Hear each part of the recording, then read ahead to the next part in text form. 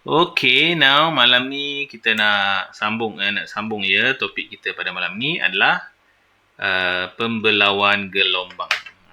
Pembelauan gelombang. Okay. Kita dah belajar sebelum ni kita dah belajar reflection, pantulan,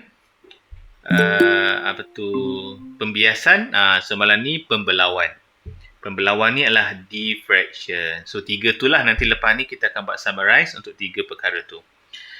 Okey. So, yang pertama, pembelauan ya. Cikgu terus kepada poin dia lah. Okey, ni nanti cikgu akan compilekan sekali dengan pantulan. Senang korang nak ingat. Okey, apa itu belauan ya? Belauan. Okey. Sekejap ya. Okay. So, belauan ni berlaku, dia macam ni. Okay, katakanlah ini adalah gap. Okay, gap. Kita panggil dia sebagai, apa ya? Gap bahasa Inggeris, bahasa Melayu, celahan. Celahan. Okay, satu. Satu lagi, kita ada obstacle. Obstacle dalam bahasa Melayu adalah halangan. Okay. Jadi, pembelauan ni, kita punya diffraction berlaku ada syarat yang pertama, mesti ada celahan. Okey, yang pertama, katakanlah kita ada gelombang kat sini. Okey, gelombang ni travel, dia merambat. Okey, apabila dia melalui gap ataupun celahan, so syarat pertama adalah celahan ni mestilah lebih kecil. Jadi, kita punya lambda ni mestilah lebih besar daripada celahan. Celahan ni juga panggil dia sebagai A lah guys, senang. Okey, luas celahan tu kita panggil dia A. Okey, syaratnya mesti lambda panjang gelombang lebih besar daripada celahan. Itu syarat pertama. Okey. Jadi, kalau dia lebih besar, maka belauan akan berlaku. Dia punya lambda sama je guys, panjang lambda. Cuma belauan akan berlaku dengan lebih jelas. Ini namanya belauan yang jelas. Okey? Okey. Begitu juga, kalaulah kita ada halangan dan syaratnya pun sama, lambda ni mesti lebih besar daripada halangan tu. Jadi kat sini kita akan dapati bahawa dia punya belauan tu pun nampak jelas. Jadi syaratnya sentiasa lambda lebih besar daripada gap tersebut, daripada halangan. Okey. Katakanlah kalau panjang gelombang ni lebih kecil berbanding celahan. Okey, katalah celahan kita macam tu. Macam ni. Nampak tak? A ni besar guys. Bila besar, dia tak akan keluar sebagai halangan. Sebagai belauan. Dia akan keluar sebagai ombak biasa je guys. Macam ni je. Faham tak? Okey, apa kelebihan belauan ni? Okey, belauan ni apa lebih dia? Belauan ni lebih dia adalah dia akan mengurangkan tenaga. Tenaga ombak itulah akan dikurangkan. Amplitude dia rendah.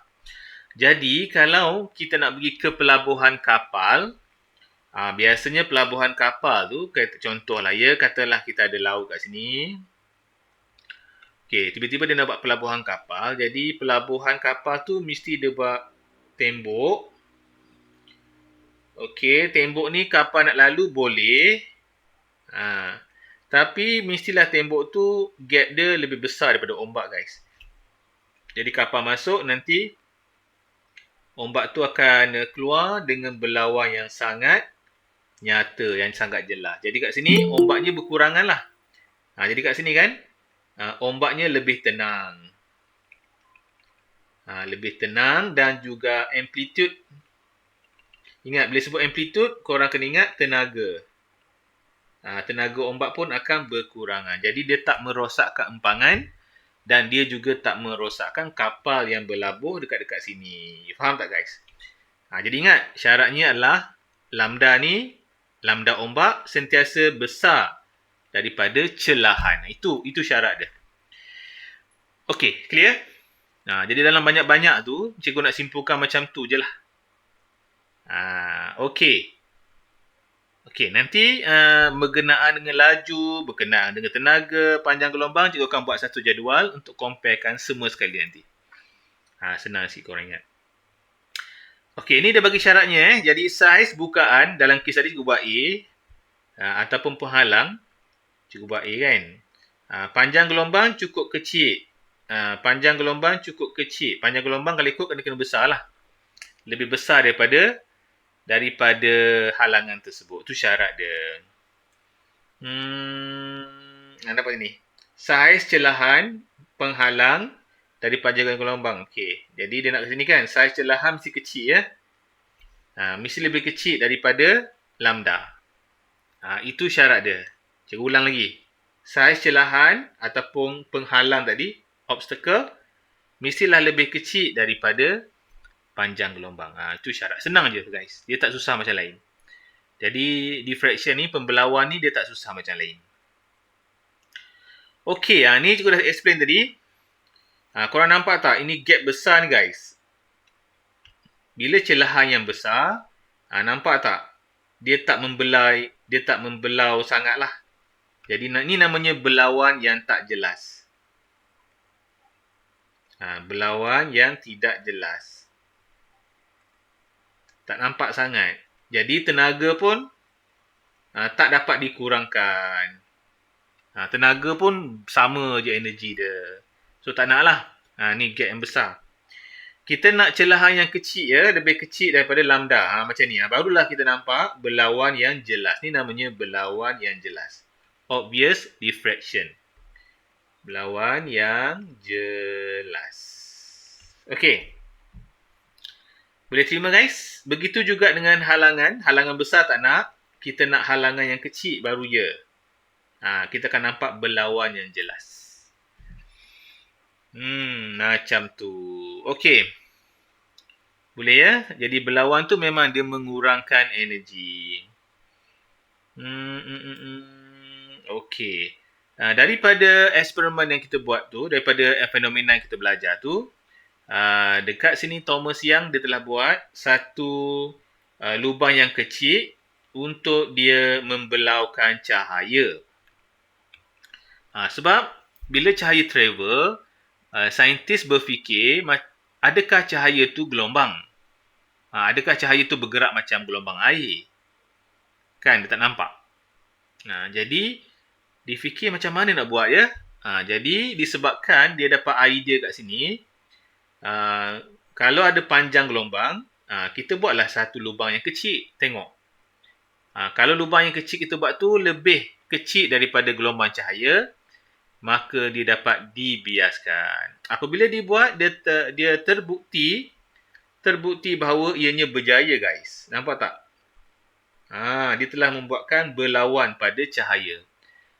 Oleh itu, dia pun telah membuat rumusan bahawa cahaya sebenarnya adalah gelombang juga. Sebab itulah cahaya pun dikategorikan sebagai gelombang. Sebab dia boleh dibelau. Macam tu. Nanti kalau dekat frame ni, dekat frame tu nanti dia akan nampak satu tumpuk cahaya yang terang sangat ni. Sini mungkin tak terang. Macam tu. Dia akan nampak lah pinggir-pinggir terang dan jelas namanya. Okey, disebabkan eksperimen ni macam kabur-kabur, maka untuk next apa ni orang panggil subtopik, dia kena buat double slit yang. Dia kena buat dua celahan. Nanti kita belajar Kita belajar satu lagi subtopik lepas topik ni. Sebab yang ini dia tak berapa nak nampak sangat. Jelas sangat dia punya terang dan gelap yang terhasil tu. Dia tak nampak sangat dengan jelas. Dia nak kira tu susah. Sebab cahaya kita tak tahu lambda dia banyak mana ni. Sebab dia terlalu kecil. Jadi kita terpaksa mengira dia. Cara nak kira panjang gelombang cahaya, dia terpaksa membuat dua celahan. Nanti dua celahan tu kita belajar nantilah ya. Bukan dalam subtopik ni, subtopik lepas ni. Tak ada apa sangat guys. Ni sama je celahan yang kecil. Okey. Soalan fenomena yang agak popular. Ni fenomena yang agak popular. Okey. So, dekat sini bayangkan kita ada radio. Nampak tak radio? Okey, lepas tu lelaki tu duduk sebelah dinding. Jadi bila radio ni bunyi, radio ni akan menghantarkan gelombang lah, betul tak? Sampai kat sini, gelombang tu akan membelau. Dia akan membelau. Kenalah. Jadi orang ni akan dengar. Okey. Tapi bergantung kepada bukaan bangunan tu. Bukaan bangunan tu. Nanti juga beritahu macam mana. Nanti juga beritahu, tunjuk example sikit. Ni macam ni mungkin tak nampak sangat. Kita baca dulu ya, nanti juga explain example yang lain. Okey, budak itu dapat mendengar bunyi yang dihasilkan oleh radio sebelum sampai di penjuru dinding. Dia dapat dengar. Ini kerana bunyi radio itu tersebar mengelilingi penjuru disebabkan oleh belauan gelombang. Okey, lagi. Bunyi mempunyai panjang gelombang terpanjang berbanding air dan cahaya. Okey, apabila panjang gelombang bertambah, belauan bertambah, maka gelombang bunyi paling mudah untuk dibelau. Betul. Bunyi mudah untuk dibelau. Sebab itu kan kalau korang dengar ambulan. Dengar ambulan ataupun nak dengar orang bercakap. Contohnya macam ni. Katakanlah korang buka pintu. Okey, ni rumah korang kan? Okey, ni rumah korang. Pintu rumah. Sekejap. Okey, korang buka pintunya tu. Ni pintu lah ni. Okey. Kalau orang tu bercakap, ni kat luar ya, ni kat luar. Ni anggaplah dinding rumah. Anggaplah macam tu ya. Ni anggaplah dinding rumah ni. Kan tak nampak pula dia buat ni. Anggaplah dinding rumah macam ni. Ya. Jadi, bila orang bercakap, katakanlah kalau orang tu bercakap kat luar, korang duduk sini. Korang duduk sebelah dinding belakang sana. Belakang dinding tu. Contohlah kan. Jadi, kalau katakanlah tiba kat sini ada orang berborak. Dia berborak. Dan suaranya akan terkena pada pintu ni guys. Bila suara kita punya bunyi terkena pada pintu. Pintu ni ada gap. Faham tak guys? Ada celahan. Nampak tak celahan? Jadi bila celahan tu ada, jadi bunyi ni akan masuk dan dia akan membelau dekat dinding tu. Jadi orang yang duduk tepi dinding ni sebenarnya lebih kuat dia dengar suara tu. Sebab bunyi ni dia membelau gap yang ada pada bukaan pintu. Sebab bukaan pintu tu kecil je gap dia kan. Gelombang bunyi besar. Jadi dia boleh membelau lah. Cuma kat dinding tu lah, bila dah jauh, kita tak dengar. Sebab apa? Sebab energinya dah habis. Energi dah habis. Faham tak? Okey ke ni? Kita explain. Korang faham ke ni? Ke tak dapat nak bayangkan? Boleh? Mira, okey Mira? Boleh ya? Macam tu. Okey, contoh lain supaya korang nampak. Lagi, katakanlah macam ni. Satu bangunan, kita ada bangunan kan. Ni dari atas je. Dari atas. Bangunan. Okey, tiba-tiba ada orang kat sini. Orang ni katalah nak cari awak. Kan, awak duduk sini. Duduk sembunyi belakang tu. Belakang dinding bangunan. Dari atas ni dari atas. Jadi, bila dia jalan, dia akan bercari. Dia panggil nama awak. Jadi, gelombang tu akan datang lah. Gelombang tu sampai sini. Sebab gelombang ni kan dia besar. Jadi, lebih besar dari gap. Jadi, sampai sini, dia akan belau. Faham tak guys? Sebab syarat dia mesti gelombang tu lebih besar daripada gap. Jadi, bila dia belau, ni korang dengar ni. Walaupun duduk tepi dinding, dengar suara tu sebab dia belau. Cuma nanti gelombang ni dia akan habis cepat lah. Bila dia belau, dia akan kurangkan energi. Kurangkan tenaga. Faham tak guys? Macam tu maksudnya. Ya. Jadi lagi kecil gap ni, lagi mudahlah dia membelau. Okey, dah. Itu je nak beritahu. Ada lagi tak? Okey, dah habis guys. Senang je malam ni. Okey, kita nak masuk soalan pertama. Okey, now. Raja menunjukkan gelombang air. Nampak tak ada gap guys? Ada gap. Ni gap dia. Celahan. Fenomena apakah menerangkan perambatan ini? Ni senang sangat lah guys. Kita pun belajar bab ni kan. Mestilah pembelauan. Dah kita belajar satu topik ni. Okey, nombor 2. Apakah kuantiti yang berkurangan? Okey, jawab guys. Ni nak check. Awak ingat lagi tak? Apakah kuantiti yang berkurangan?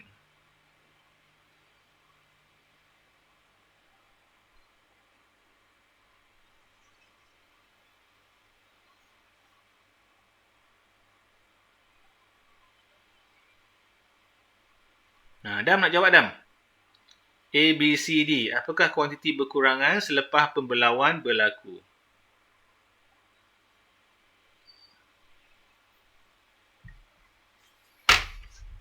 Adam kata C.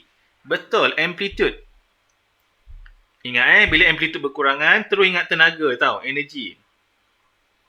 Tenaga juga berkurangan, ya. Okey, next. Seterusnya, kita nak masuk yang ketiga. Antara berikut manakah ciri-ciri gelombang mengalami perubahan selepas pembelauan? Okey, selepas pembelauan, antara berikut manakah ciri-ciri gelombang yang lepas pembelauan? Okey. Yang ni cikgu tak ajar lagi ni. Kalau korang boleh jawab ni, terror. Ada rasa apa? Selepas dia membelau, kita lukis balik. Agak-agaknya apa? Ni lalu, lepas dia belau, okey, apa yang berubah? Cuba korang tengok betul-betul. Apa yang berubah? Nombor 3. Cuba tengok betul-betul. Arah dia yang berubah. Betul, Adam. Arah dia berubah. Ini nampak straight. Ini dah berubah. Arah berubah. Laju sama. Panjang gelombang sama, guys. Sebelum dan selepas, panjang gelombang dia sama. Frekuensi sama. Okay, yang ni lah nanti. Yang ni nanti cikgu akan buat table untuk comparekan ketiga-tiga yang kita belajar tadi.